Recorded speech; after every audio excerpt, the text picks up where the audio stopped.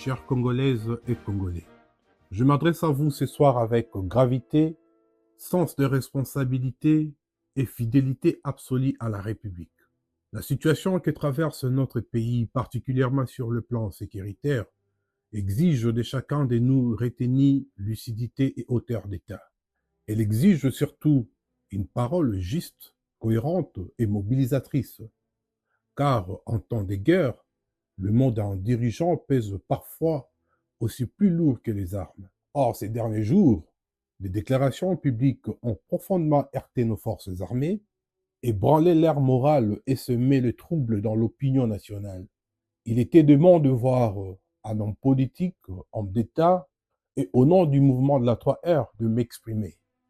Très chers compatriotes, les forces armées de la République démocratique du Congo, nos FARDC, ne sont ni un slogan, ni une variable d'ajustement politique. Elles sont le socle de notre souveraineté.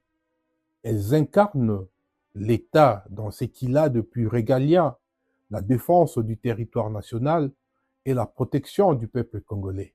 Les exposer publiquement au discrédit, les opposer à d'autres forces, les affaiblir symboliquement, revient à fragiliser la République elle-même.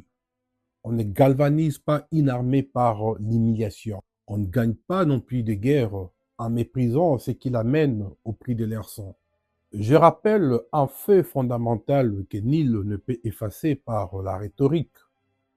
En 2019, il a été déclaré que la République avait hérité d'une armée structurée. Aujourd'hui, en 2025, cette même armée est présentée comme indigne et clochardisée. Même pays, même institution, même commandement politique. Cette contradiction n'est pas anodine. Elle interroge la cohérence de la gouvernance et la crédibilité de la parole publique. Un homme d'État peut se tromper, mais il ne peut pas se contredire sans conséquence, car l'inconstance fragilise l'autorité et l'autorité affaiblit met la nation en péril. Très chers compatriotes, cette guerre que nous subissons aujourd'hui n'est pas une fatalité historique. Elle a déjà été menée, elle a déjà été remportée. Le même adversaire, le même terrain, le même défi. Et pourtant, nos forces armées ont si triomphé par le passé grâce à une chaîne de commandement claire, une vision stratégique assumée, un leadership ferme et lisible. Je rends ici hommage avec solennité et respect républicain aux officiers et soldats qui ont donné à la nation des victoires chèrement acquises. Leur mémoire ne doit jamais être instrumentalisée ni salie pour masquer les échecs présents, car une nation qui renie ses héros se condamne à répéter ses défaites. Au colonel Mamadou Ndala, au général Lucien Baouma, au chef d'état-major de l'époque, Didier Etumba, au général Delphin Kaimbi et à toutes les forces engagées dans les opérations Sokola, Amanietou, sous l'autorité du président de la République, honoraire et sénateur à vie, Joseph Kabila Kabange, et aux âmes des généraux disparus et au colonel général à titre posthume Mamadou Ndala. Ils ont vaincu où l'État actuel recule.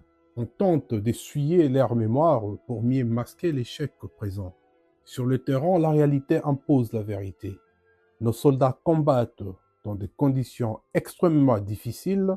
Il manque parfois de moyens de logistique, des soutiens matériels et moraux. Leurs familles vivent dans la précarité, pour ne pas dire la crasse, pendant que eux, en première ligne de front, assument la charge ultime, défendre la République au péril de leur vie.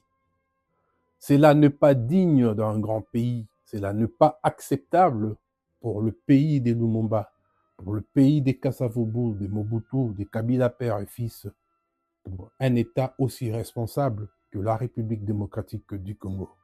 Très chers compatriotes, l'histoire nous enseigne une leçon constante. Les nations ne tombent pas toujours par manque de soldats, mais par faillite de commandement. Un État fort repose sur une armée respectée commandé avec autorité, soutenu avec constance et honoré avec justice.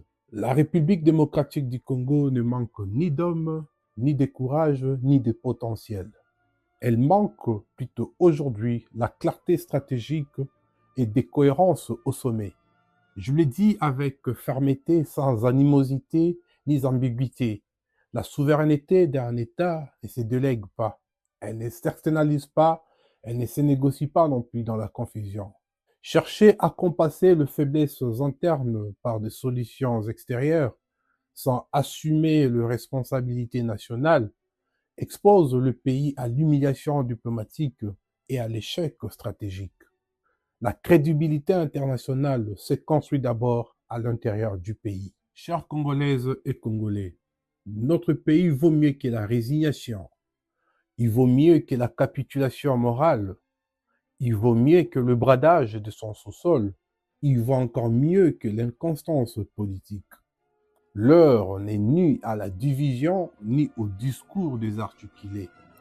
Elle est à la restauration de l'autorité de l'État, au respect de nos institutions et de la Constitution, bien évidemment, à la réhabilitation de nos forces armées et à la mobilisation de toute la nation autour d'un cap clair républicain avec tout le fils du Congo. La République ne se défend pas à moitié, mais avec tous ses fils. Elle se défend avec courage, cohérence et vérité. L'histoire nous regarde. Le peuple nous juge et la République, elle, exige des dirigeants à la hauteur de son destin. Très chers compatriotes, Congolaises et Congolaises, je vous remercie.